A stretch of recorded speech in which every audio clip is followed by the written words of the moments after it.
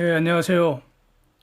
한국 수출 폭삭폭삭 하염없이 망가지고 있습니다. 망가지는 꼴이 심상치 않습니다. 7월에 이어서 8월에도 수출 감소 더 빨라지고 있고요. 무역수지 적자도 지속되고 있습니다. 3분기 시작인 7월에 수출 8.9% 감소, 수입 4.7% 감소였었는데 8월 1일부터 20일 현재까지 수출 13.3% 감소한 249억 불, 수입 2.4% 감소한 267억 불로 무역수지 적자 18억 불입니다. 표 한번 보십시오. 이거 왜 감소할까요? 미중 무역전쟁 또는 글로벌 슬로우다운 이런 핑계로 충분할까요? 대외 여건이 어려워도 한국 경제가 더 잘한다면 이거 진짜 실력 있는 경제라고 할 수 있을 텐데 한국 수출은 더 많이 망가지고 있고요. 점점 더 심하게 망가지고 있는 것 같습니다. 진짜 문제는 구조적 문제라고 저는 계속 말씀드려오고 있습니다. 경쟁력 있는 한국 기업들, 한국에 투자 안 하고 해외에 투자하는 것이 문제의 핵심이라고 저는 보고 있습니다. 대외 여건 때문에 수출이 감소한다면 대외 여건이 개선되면 수출은 다시 회복될 겁니다. 그러나 구조적으로 기업들이 떠난다면 대외 여건이 앞으로 개선되어도 한국 수출은 본격적으로 회복되지 못하고요. 회복되더라도 찔끔 늘어나고 말게 될 수 있습니다.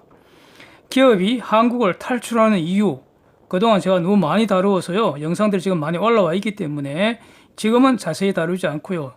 그 요지만 다시 한번 말씀을 드리면은 저는 이렇게 정리를 합니다. 실질적으로 상속을 부정하는 최악질의 상속세법 체제, 고임금과 고율의 세금으로 비롯된 고비용 저효율 경제구조, 기업이 생산품은 지금 완전 경쟁시장에서 팔아야 하는데 요소시장인 노동시장은 극렬 좌파 노조가 장악하여 독과점 체제로 운영된다는 이런 이상한 이 체제, 이것이 저는 주요 원인이라고 분석을 합니다.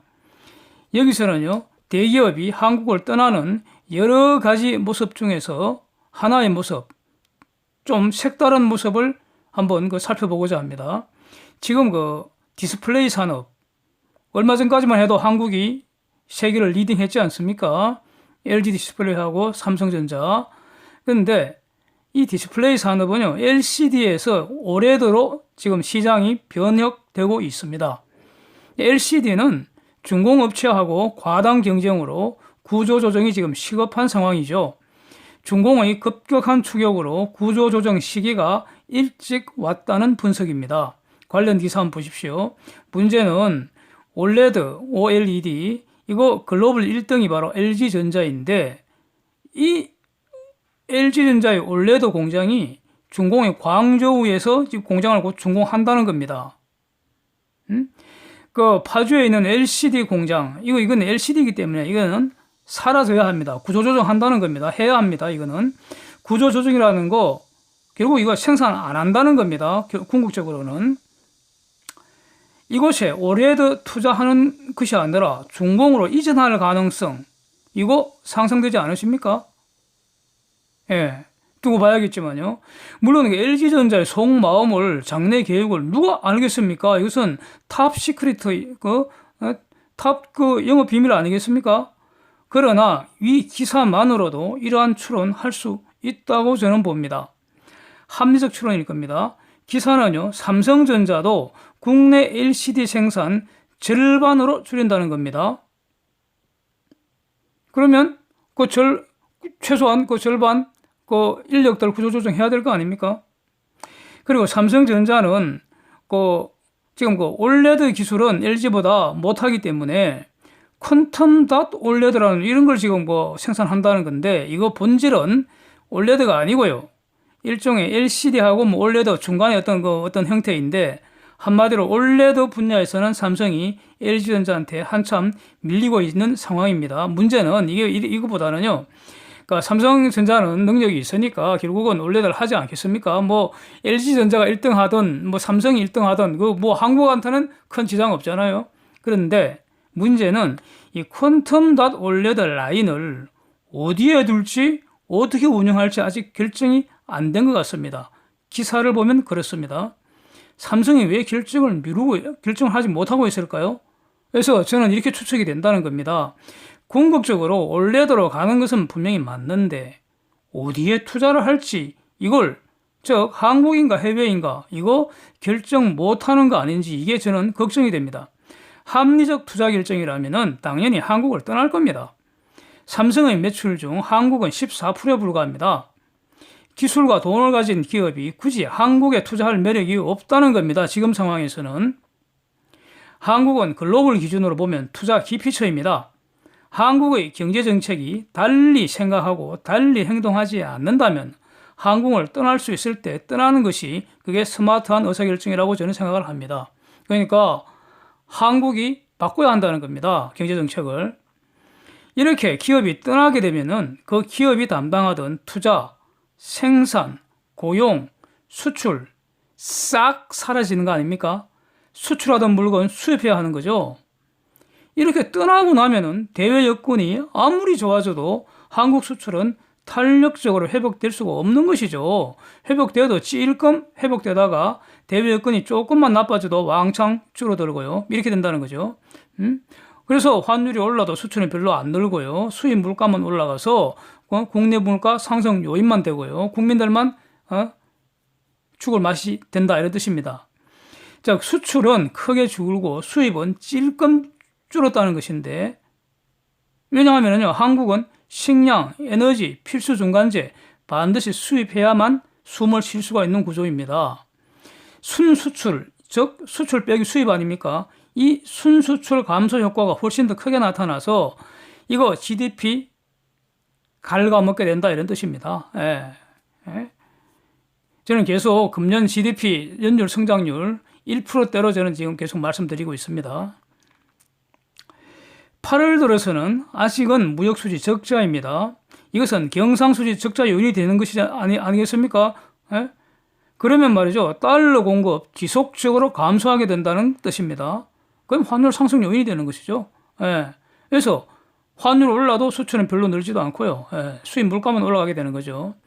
다음 기사는요. 국내 유통 대기업 빅4들 이게 바로 내수 소비 산업의 대표 기업들 아닙니까? 이 기업들이 상반기 인건비 비중이 16% 급증을 해서 폐점하는 곳이 늘고 있다는 그런 기사 내용입니다. 물론 온라인 그 쇼핑 기업들 경쟁 격화도 원인일 수도 있을 겁니다. 그런데 망가지는 한국 경제의 한 모습이라고 평가하는 게 무리가 없을 것 같습니다. 지난주 제가 가족 모임으로 가끔 가는 파주 심악산 부근 거기 아주 내려가는 거기서 외식을 하고요. 식사를 하고 오는 길에 예전에 이마트 앞부분에서 이렇게 우회전해서 이제 오는데 늘 있던 이마트가 갑자기 없어지더라고요. 저는 자세히 못 봤는데 집사람이 거기 뭐 아파트인가 뭔가 짓고 있는 것 같다 이렇게 얘기를 하더라고요.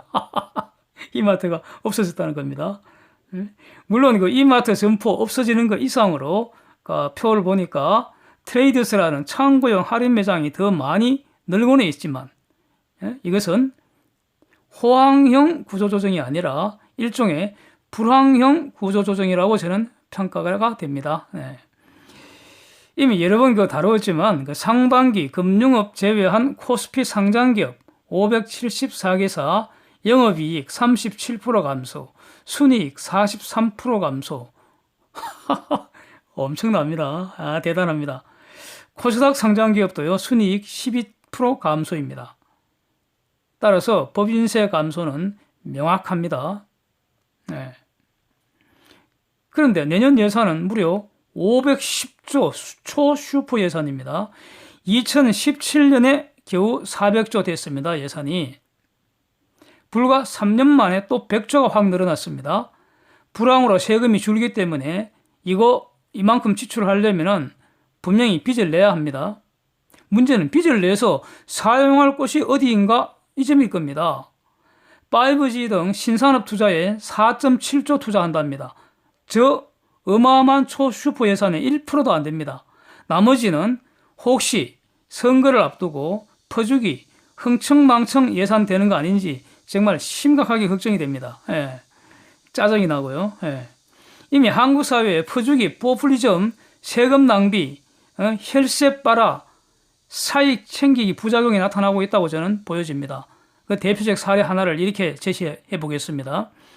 멀쩡하던 그 원전 폐기하면서요, 이미 천문학적 손실 발생하고요, 세계 최고 수준의 원자력 산업 기반이 지금 주저앉고 있는데, 여기에 더해서요, 태양광이나 무슨 풍력에 의한 뭐 전력 공급 이게 지금 급증을 하고 있습니다. 이거는요, 시장 원리가 아니라 좌파 정권 주변 사람들 새로운 세금빨이 수단으로 악용되는 거 아닌지 지금 의심되는 상황입니다. 일반적으로 이런 태양광 발전 단가는요, 상당히 높아서 경제성 없습니다. 즉 이것을 사업으로 할 수 없다는 겁니다. 그래서 자체 소비용이 아니라 상업용으로 사업성 없다는 겁니다. 그런데 기존에 그 RPS 제도라고 신재생에너지 공급을 의무화한 이런 제도가 있는데, 요걸 그러니까 뭐 지금은 그 과거에는 한전이 다 갖고 있다가 그 발전 자회사로 지금 분리 독립된 이런 체제 아닙니까? 그런데 복잡하게 그다 따지지 말고요. 결국은 그 궁극적으로 한전이 다 보전을 하기 때문에, 그러니까 한전이 이러한 태양광 풍력 발전으로 생산된 전기를 비싸게 더 적절하게 표현하면은 원가에 일정한 이윤을 보장을 해서 구매해 주는 제도, 이걸 악용을 해서 여기저기 그냥 태양광 발전 시설 마구 지어 갖고는 한전에 비싸게 팔아버린다는 겁니다. 이게 지금 금년 상반기에 이렇게 산 돈이 사느라고 결국 한전이 부담한 돈이 8,276억 원으로 급증했다는 겁니다. 전년 동기 1월부터 6월까지 전년 동기에는 6,896억 원이었다니까 금년에 1,380억 원이 늘어났다는 겁니다. 이런 엄청난 돈이 누군가의 호주머니로 그냥 들어간 겁니다. 예. 이 기간 한전은 9,258억 원 영업 손실이라는 거 아닙니까? 이 돈 결국 누가 부담합니까? 국민 전체가 부담해야 합니다. 예? 지금 그 한전 전기요금 구조 개편하는 이름으로 사실상 전기요금 인상이 됐는데, 이거 내년 총선 이후 내년 하반기에 시행한다는 거 아닙니까? 그러면 국민들 부담 늘어나는 거 아닙니까? 기업한테는 생산비 올라가는 것이고요. 그래서 고비용 구조가 더 악화되는 것이고요. 예. 나머지 국민들은 전기요금 올라가니까 비용 늘어나니까 가처분 소득 줄어드는 거 아닙니까? 소비는 더 줄어드는 것이고요. 멀지 않아서 이 태양광 게이트 민낯을 볼 수 있기를 기다립니다. 예. 이러한 그 퍼주기 비효율성도요, 경제가 호황이거나 성장을 하면은 가려지고 그냥 넘어갈 수도 있습니다. 그런데 우리 경제 하반기에 좋아지겠습니까? 저는 더 나빠질 것으로 봅니다. 대외 여건 크게 개선될 가능성 없습니다. 여기에 한국은 지금 일본의 경제 보복이라는 악재가 본격적으로 이 가을부터 영향을 받게 될 겁니다. 한국경제연구원 그 조사를 해보니까 일본의 경제 보복으로 한국 기업들 매출 2.8% 감소하고요, 영업이익 1.9% 감소할 것으로 이렇게 그 전망을 했습니다. 예? 표 한번 보십시오. 그래서 한국 경제에 이렇게 적신호 켜진 지 분명히 오래됐는데, 추경 예산으로 돈 더 달라는 것 외에 설득력 있는 대책이 없다고 보여집니다. 그러니까 경제 망가지는 것도 세금 빼먹는 기회로 악용하는 거 아닌지 의심부터 되는 겁니다. 예. 정부 경제정책 과연 달라질지, 어떻게 진행되는지 냉철하게 눈을 아주 부릅뜨고 주시를 하겠습니다. 이상입니다. 함께해 주셔서 감사드립니다.